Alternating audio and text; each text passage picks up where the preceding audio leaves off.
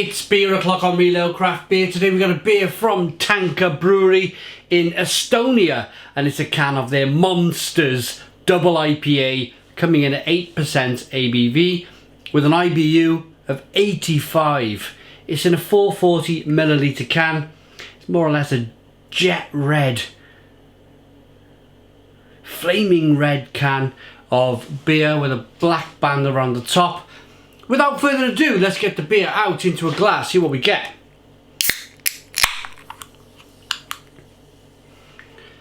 Nice bit of smoke on the can opening, beer in the glass then.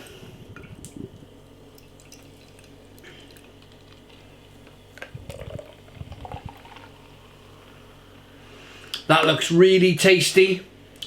We got a 2-finger white head, hazy looking beer.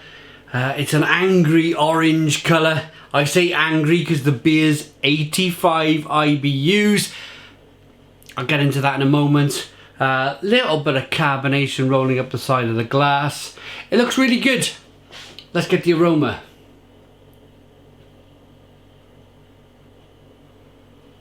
Old school. As soon as I put the beer to my nose, old school American West Coast IPA. Double IPA.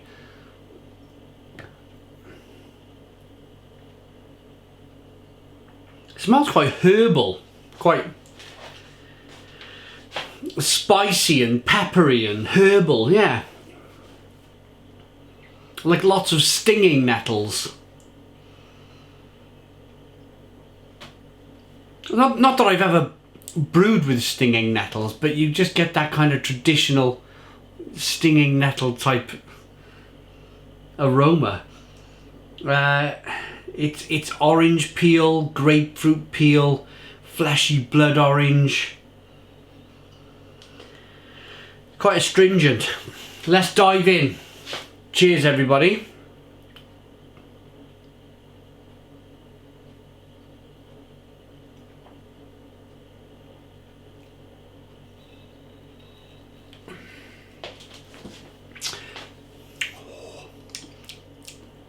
Oh, yeah! A smashing bitterness around the face with this beer. You definitely get that 85 IBUs. It's just a longing bitterness that keeps going and going and going.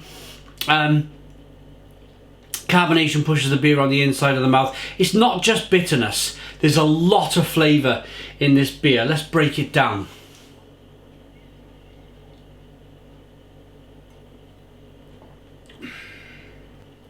Like tangerine, grapefruit juice, definite grapefruit juice, definite grapefruit peel, definite orange peel, fleshy blood orange, pineapple, bitter. From now on it's just bitterness, and it puts a smile on my face. I said nearly said face. It puts a smile on my face. The reason being is many breweries have changed tact. They brew a completely different style of beer now, and it's all about reducing the bitterness, whereas 6 to 8 years ago it was all about producing bitter beers. Things started to change. They lowered the bitterness and they raised the flavour, and that's all with the hop. So they lowered the bitterness a lot by dry hopping, and they raised the flavour by dry hopping, and they reduced the amount of hops they put in the boil. It's classic, puts a smile on my face, Stone Ruination type beer. Stone Ruination was one of the first, if not the first, American West Coast style double IPA that had a smacking load of bit. It was like 100 IBUs. It was all about a smack of a bitterness on the palate. And as I mentioned, that style has almost disappeared. It's almost disappeared out of sight. It's all about flavour. But the reason why I'm smiling is because this beer has sent me back to the times where people used to rage about how bitter their beer was, and when beer was a little bit more simpler, when it was a little bit more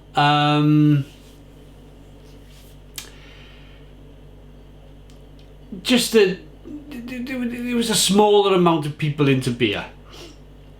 And them small amount of people were really into beer, and they really understood their beers, and they understood between bitterness and malts and hops and sweetness and flavours and porters and stouts and IPAs and West Coast IPAs and saisons and so forth. They really knew. They'd be beer geeks. Beer now has been almost, I think, personally, tailored towards bringing in the mainstream to drink their beer. There's nothing wrong with that. Beer, I predicted this 10 years ago. Beer was always going to go mainstream. This little kind of boom we were all experiencing in the craft beer world, for me, was always going to go mainstream. And the only way to go mainstream was to invite the man on the street to like the beer. And in order to do that, it was about dropping that bitterness. That unique, puts a smile on my face, bitterness. Because I like my face being pulled off with a bit of bitterness. I really do. It sounds a bit weird, but we're harking back to the old school here with this beer.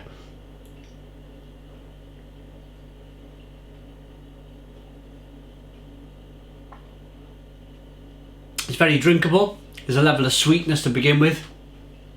Tons of bitterness on the back end. I don't have to talk about the bitterness anymore. Apart from very quickly, IBUs, International Bittering Units.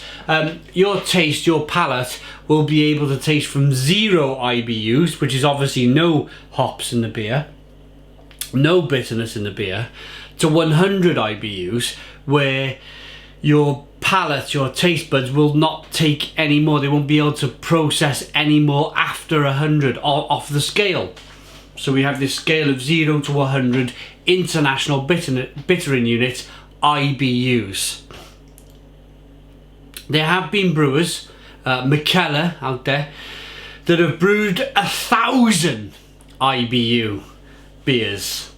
And I think personally you can definitely taste a beer at 100 IBUs and a beer at 1,000 IBUs. I still think you could taste a bit of a difference, if not much. So that's a little chat about International Bittering Units. This, I was talking about up to 100. This, I think it was 85 IBUs. So we're pushing the boundaries of bitterness here with this beer. A very mundane information, it says on the back of the can.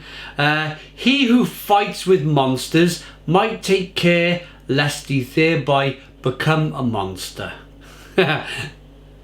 Me? A monster? After 4 double IPAs? No. Let's rate it.